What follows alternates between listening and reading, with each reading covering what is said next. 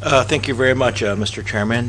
Before I launch into my talk, I'd just like to express my gratitude to not only IDSA but also Japan Foundation for hosting and making this event possible.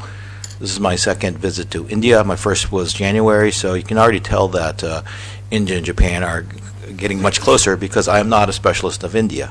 My forte is U.S.-Japan relations. And so the fact that you're branching out to other scholars, I think, shows you how this relationship is slowly developing. And I also like to tip my hat to my fellow colleague, Dr. Panda. As the Major General said in his introduction, this conference did spark from a conversation, an informal conversation that I had with him. And Dr. Panda suggested that we have a symposium to discuss India-Japan relations. Now, I meet many people, and many scholars, just say things and nothing happens. But Dr. Panda is surely a person who acts upon what he says. So I really would like to tip my hat towards him.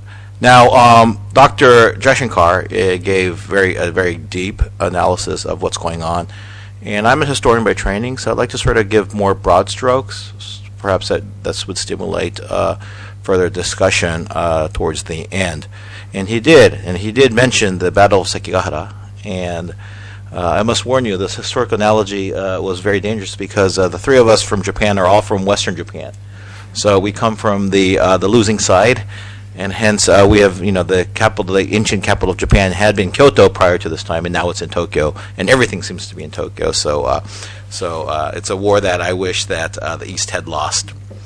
That being said, I have PowerPoint slides. Let me get in. And now, because the ambassador has left, I don't have to toe the official Japanese line. I can speak whatever I want, so I feel liberated. Okay, so without further ado, all right. So how does this work? All right. Okay. So this session is about geopolitics, and I don't think I need to convince you that geopolitics is shifting. I believe there is a waning of Pax Americana, and I don't think I'm going to get any pushback from you guys over this. When I do give this talk in the United States, there are many people who are very hostile, saying, no, America is still the most powerful nation, the wealthiest nation, and I don't disagree with that. I'm talking in relative terms, but obviously there is a challenger, namely China, who wants to change this international order, which was established by the United States at the end of the Second World War. America is not the America of the 1950s. I mean, all the data shows that, that America can no longer go it alone. I was rereading E.H. Carr's The 20 Years Crisis, and in that he talks about the gradual decline of the British Empire. And of course, the book is published in 1938, so he's probably writing this in the late 1930s, maybe 36, 37. Things are getting very dicey in Europe. And he talks about how Britain is talking about collective security, collective defense. And he writes, every time a nation, a hegemon, talks about anything collective, you know that nation is in a state of decline. And he was talking about Britain, of course, but look at the United States now. The United States talks about collective defense, collective security, furthering ties with Japan and India and other allies. I think really represents that America no longer is America of the past. And then instead you have the emergence of a confident and extremely determined China who wants to be a dominant global player. And it's playing this aggressive game. Of course, Russia is the cohort, and a few other countries, but the South China Seas, Senkakus, Africa, Latin and South America, and of course you have Russia and Crimea, and just changing the status quo. So I mean, things are really changing, and I think we need to really think about where we headed. People who were thinking about this in the late 1930s weren't really sure that there was a huge war looming right before them, because 38 you had the Paris the peace at Munich, and people thought, well, peace was at hand, but the following year Hitler invades Poland. So I think that there is a chance that we are entering into a period of increasing instability, and there may not be a happy ending to this story. And of course, Trump's slogan, Trump is what is, I think, really weakening American power And I think every time Trump tweets something stupid or does something stupid, I'm sure the people surrounding Xi Jinping are giving toasts. Like, yeah, this is great. This is the best thing that has ever happened to China. And the very rhetoric of "Make America Great Again" is based on the assumption that America is no longer great. And what is very interesting in this decade is that China is positing an alternative camp with real financial gains that are attached with it. This was not true in the Cold War. Cold War is very much an ideological conflict, whereas the conflict now is, I think, based on values. I mean, is democracy important? Is liberalism important? Is rule of law important? Is the open navigation of the sea is important? These are values. And China does not go along with these values, but at the same time, they create this alternative to the United States, AIB, BRI, which has financial gains. And you have traditional American allies joining these organizations. And this is something that we have not seen since 1945. So the world is definitely changing. And of course, if you look at ASEAN, there's hedging behavior, balancing behavior. And ASEAN is basically ineffective. It's very divided. And Chinese ambition remains unabated. So, I'm painting a very, very pessimistic picture. But I think that we need to be aware of the dangers that lie ahead. This exactly, Russia went into Crimea, while China went into the South China Sea. And you know the story. I mean, it was supposed to be, first of all, there's just water, and all of a sudden you have a 3,000-meter runway. Initially, it was for scientific and research purposes, then then rescue missions, and now, it's a base. It's basically a base. They're going to bring fighters here, and my friends in the U.S. military always say, "Oh, this is not hardened. We can knock out these bases with a few missiles, not a problem."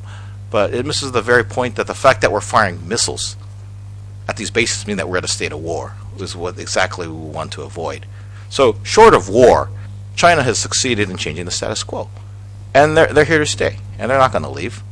Because nobody will want to start a direct conflict with China over these islands. So, in my mind, they are the winners in this area. And I think they've learned the lesson that they can succeed in changing the status quo. And I think this behavior will remain unchanged. All right, and this is just learning from history. Just want to let you know that in Asia, this has happened before. In the 1930s, Germany, Japan, and Italy joined hands to challenge the Anglo-U.S. order. They were very happy of the international order because the international order was designed to suit the major powers. And in Germany, the loser of World War I, and Japan sort of, got the short change of the post-World War I world, decided it's not good for them. And in Asia, Japan started off with this vision called a new order for East Asia. And this, I think, is very much BRI. All roads go to Tokyo, and under the facade that Asia would benefit, of course, the benefit was meant for Japan and Japan alone. And this new order for East Asia later became the greater co-prosperity sphere. But of course, there was no co-prosperity. It was just for the benefit of Japan itself. And so Japan was able to do it. Why not China? And you see China with the island chains, and you see, whoops. All right. Okay. So with the island chains, and this is the BRI, which is much, much more ambitious than what Japan ever did. And this is where the comparison or the analogy diverges. That is, Japan in the 1930s was a very, very poor agrarian nation. It was one of the big five, but it was definitely the poorest out of the big five. And Japan's major export to the world, to the United States mainly, was silk. And so the American ladies could wear pantyhose. Okay, China doesn't export silk to the world, right? And China's much more advanced. So if Japan could do this much, and Japan was obviously in India, was in Kohima, and what can China do? Right, a much more capable, much more powerful China, right? So I think we need to learn from the lessons of history. All right, and you already know my next slide. And let me just go in. I have about 6 minutes left. Japan-India relations. Again, I'm not going to go into the nitty-gritty. So the source of long-term instability is PRC. And I'm not going to really go into the details about this in order to save time, but hold on, let's see. What are the...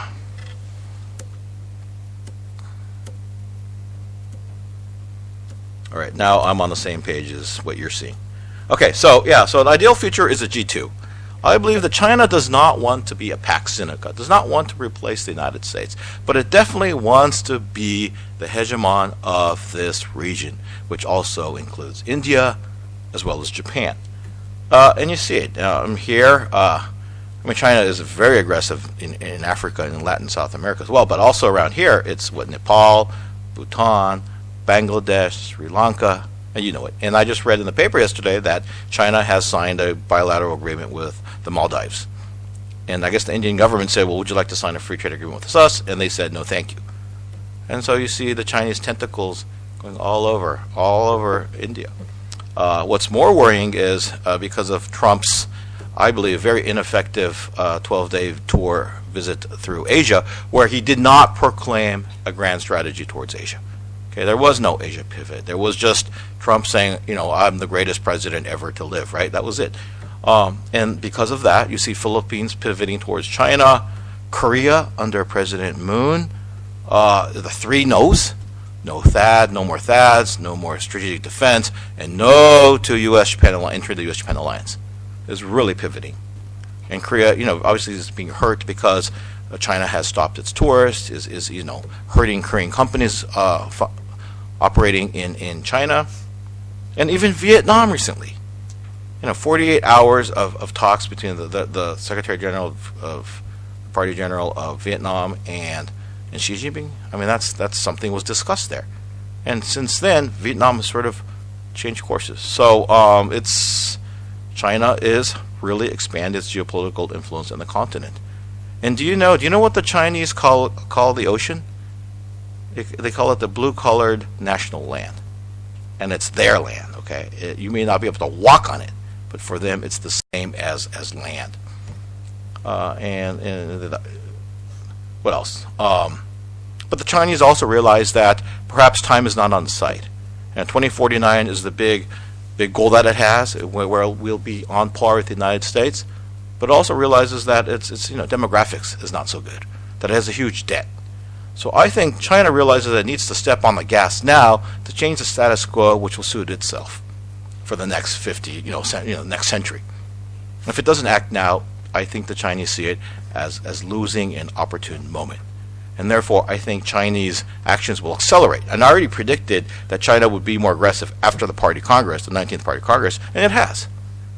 Because for Xi Jinping, now is the moment. And he's a human being. He's not going to live forever. He realizes he needs to do this while he's in power. And recently, I think China's been very, very smart. I think China has changed tactics towards Japan. I mean, Japan is the only nation in which China has not used tourists as a weapon. Okay, they're still sending tourists. And not only that, the head of the Komeito party sent its leader to Xi Jinping. And so Abe sort of, wants to improve relations with China.